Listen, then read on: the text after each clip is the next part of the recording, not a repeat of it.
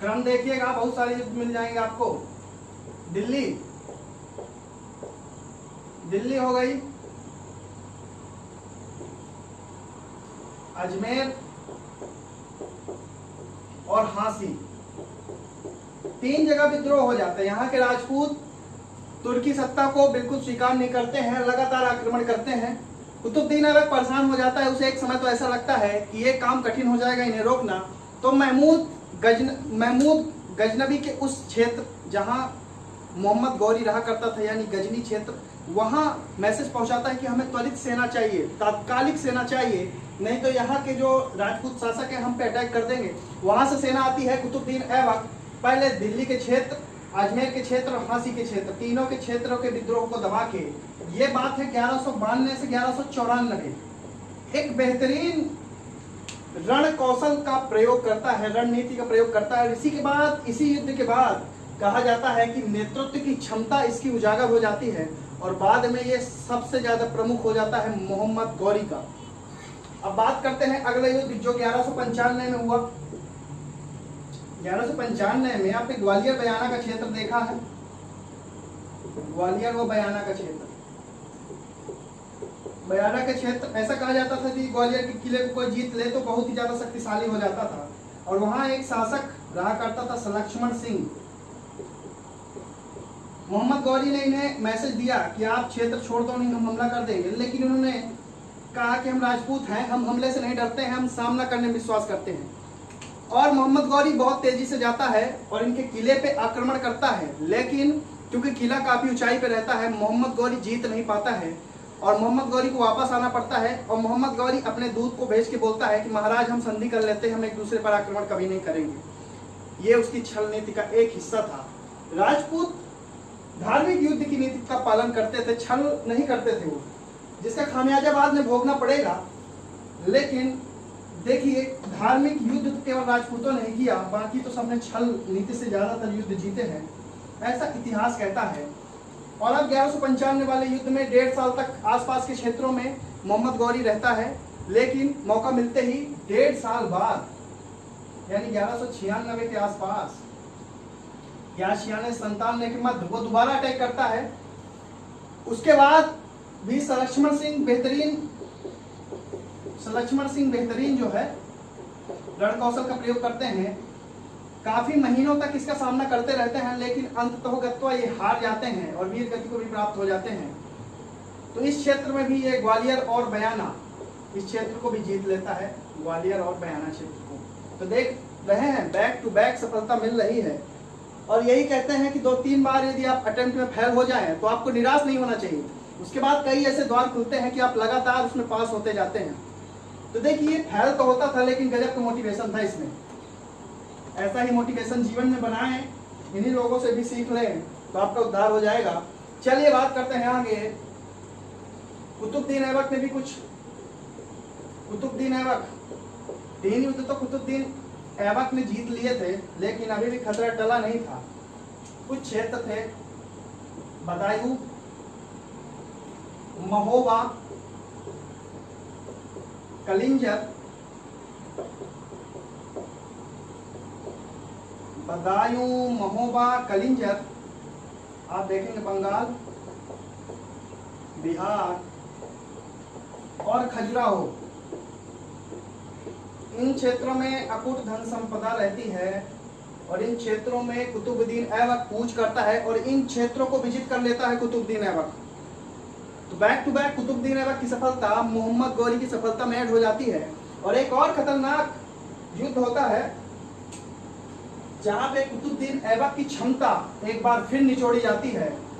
वो कौन सा युद्ध है? गुजरात का दूसरा युद्ध, जिसके बारे में हम बहुत कम ही पढ़ते हैं, बहुत कम ही जानते हैं, लेकिन जान लीजिए क्योंकि ये जीएस स्पेशल है, यहाँ जो भी दिया जाएगा स्पेशल दिया जाएगा। गुजरात आक्रमण जो कि 1197 में देखेंगे, नेट भी चेक कर लीजिएगा, सब एनसीईआरटी प्रेफरेंस है।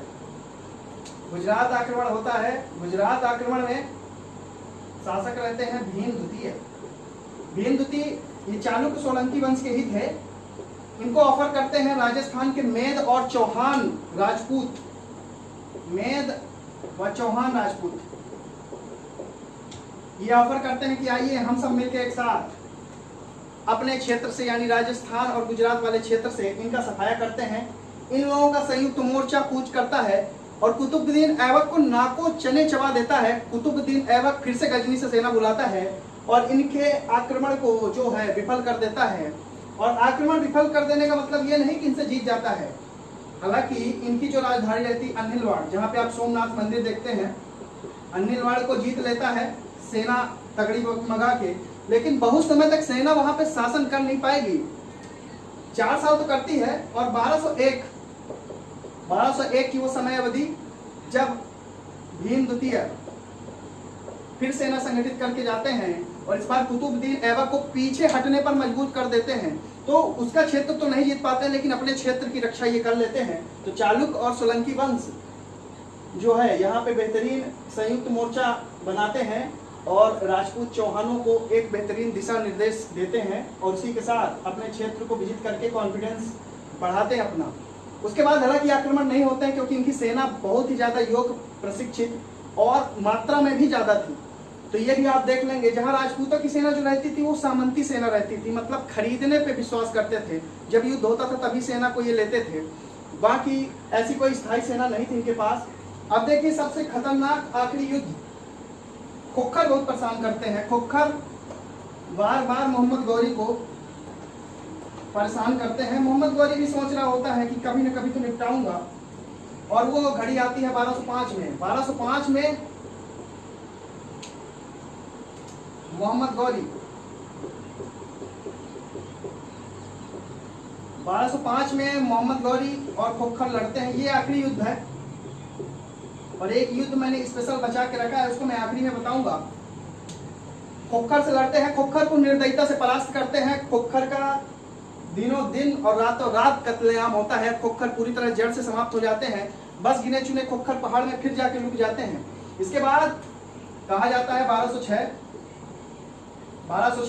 आप डेट भी जान लीजिए, 15 मार्च 1206 का वो दिन जब ये सिंधु नदी पार करके दमियक नामक स्थान पे रहता है। सिंधु नदी पार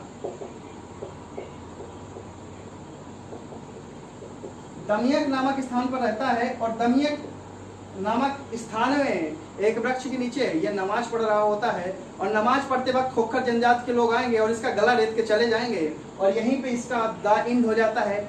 इसी के 8 महीने बाद कुतुबुद्दीन ऐबक लाहौर में अपना राज्याभिषेक कराता है और वहां की सत्ता संभालता है। तो देखिए ये एक बेहतरीन कहानी थी जो आपके दिमाग में फिट हो गई होगी। और हम एक युद्ध को बचा के रखे थे क्योंकि मैं अंत में चाहता था, क्योंकि बहुत ही इंटरेस्टिंग युद्ध है, कुछ तो मजा रखना चाहिए आखिरी के लिए भी। वो युद्ध है चंदावर का युद्ध, जो आपने ध्यान तो नहीं दिया होगा, कुछ लोगों ने दे भी दिया होगा। 1194 का जयचंद्र, जब भी परिवार में कोई गद्दार निकलता है, परिवार में कोई धोखाधड़ी करता है, तो ऐसा कहते हैं परिवार में एक जयचंद्र पैदा हो गया है, क्योंकि ये जयचंद्र वही हैं। यदि ये मोहम्मद गौरी का साथ न देते तो शायद भारत की तस्वीर इतनी जल्दी नहीं बदलती, इतनी जल्दी मुस्लिम आक्रांता भारत में अपने पैर नहीं पसारते। तो ये एक ऐसा ही समय था, ऐसा इतिहास में कहा जाता है। ये मेरे व्यक्तिगत विचार नहीं है, कोई गौरी और गजनी वंश का व्यक्ति हो तो बुरा ना माने, और कोई जयचंद्र जी के भी परिवार से हो तो बुरा ना माने, क्योंकि वो इतिहास की बात है, किसी व्यक्तिगत आदमी की बात नहीं है। इतिहास के साथ काम और छवि दोनों बदल जाती है। तो जयचंद्र दिल्ली की सत्ता में इंटरेस्ट रखते हैं कि पृथ्वीराज चौहान हार गए हैं, दिल्ली की सत्ता मोहम्मद गौरी हमें दे देगा, ये कॉन्ट्रैक्ट होता है पहले। लेकिन वो भी छल नीति का प्रयोग करता था। कुतुबुद्दीन ऐबक को दिल्ली के पास इंद्रप्रस्थ, दिल्ली का पुराना नाम ही था, तो उसकी राजधानी इंद्रप्रस्थ में तैनात करता है कि जयचंद्र पर नजर रखना, कहीं जयचंद्र दिल्ली पर अटैक न कर दे। जयचंद्र भी गहमा गहमी में रहते हैं और मोहम्मद गौरी को कहते हैं यदि आपने हमें दिल्ली की सत्ता नहीं दी हम आप पे आक्रमण कर देंगे। कुतुबुद्दीन ऐबक और मोहम्मद गौरी एक छल नीति की एक और चाल बनाते हैं। उसके साथ ही युद्ध होता है चंदावर। चंदावर देखिए, आप युद्ध पढ़ लेते हैं, स्थान नहीं जानते इसीलिए कभी याद नहीं होता। चंदावर कहाँ है? इटावा जान लीजिए या फिर फिरोजाबाद। दो क्षेत्र, इटावा और फिरोजाबाद का जो क्षेत्र है वहां चंदावर स्थान पड़ता है और यहीं पे युद्ध होता है।